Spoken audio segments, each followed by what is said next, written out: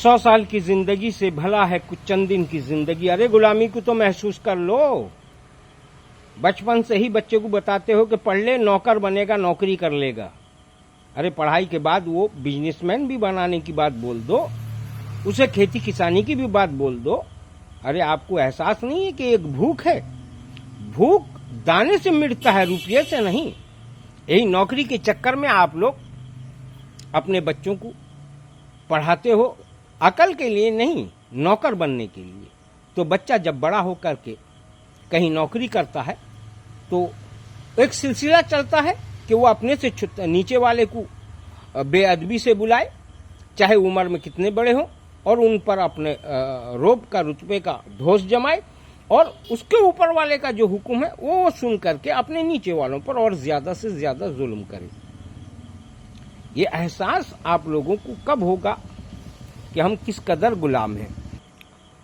तो गुलामी कहते किसको एहसास होना चाहिए कि एक किसान अपने बच्चे को लेकर के बचपन से अगर वो किसानी के काम में जोड़ देता है तो वहाँ बाप बेटे मेहनत करते हैं, खून पसीने की कमाई कमाते हैं, अपने घर वाले भी खुश, वो भी खुश। मगर यहाँ नौकरी की तलाश के लिए उसको एक ही रास्ता मिलता है कि कहीं किसी का मैं सहारा ले लूँ, और उसी सहारे के तलाश में बच्चा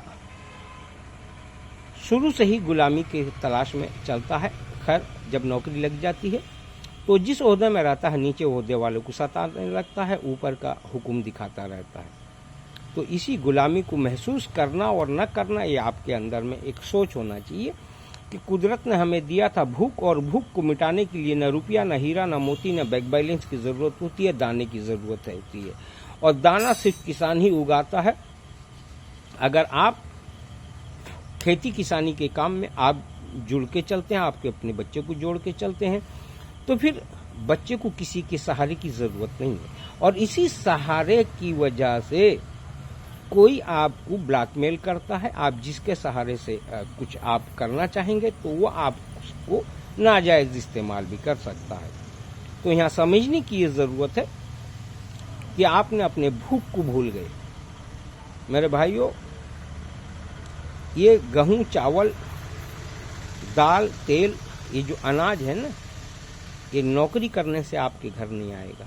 अगर किसान किसानी छोड़ दे तो पूरी दुनिया हाहाकार मच जाएगी।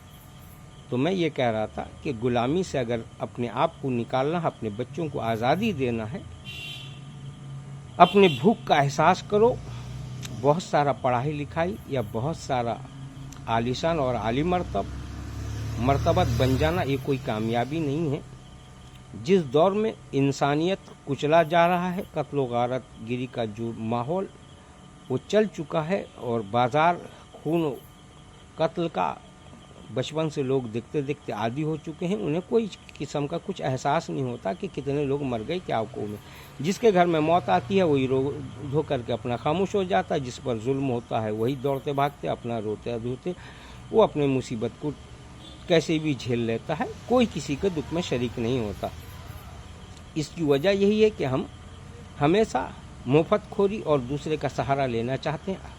जब तक हम खेती किसानी के काम में नहीं जुड़ेंगे तो हम मजबूर रहेंगे, और भूख मिटाने के लिए रुपया कमाते हैं, फिर रुपया लेकर के हम अनाज खरीदने जाते हैं, और फिर उसमें डुप्लीकेट, ओरिजिनल और उसमें केमिकल वाला बहुत सारा हम मुसीबत का सामना है।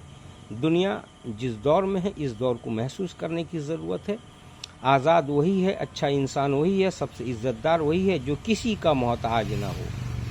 आप कैसा भी छोटा नौकरी बड़ा नौकरी कैसे भी करें, हर हालत में आप ऊपर वाले का जो आपका ऊपर बड़े से बड़ा हाकिम है उसके आप मोहताज और मजबूर हैं। जो हुक्म आएगा आप उसके ऊपर में, अगर हुक्म है जुल्म का तो जुल्म भी कर लोगे, उससे भी आपको क्यों, आपको अपनी नौकरी बचानी है। जब खेती किसानी करते हो न किसी का बद्दुआ न किसी का जुल्म है। बहुत सारे लोगों को आप खाना खिला सकते हो, बहुत सारे लोग आपके ज़रिए फ़ायदेमंद हो सकते हैं। आप अपनी ज़िंदगी अपने बच्चों को भी आज़ादी की ज़िंदगी दे सकते हो।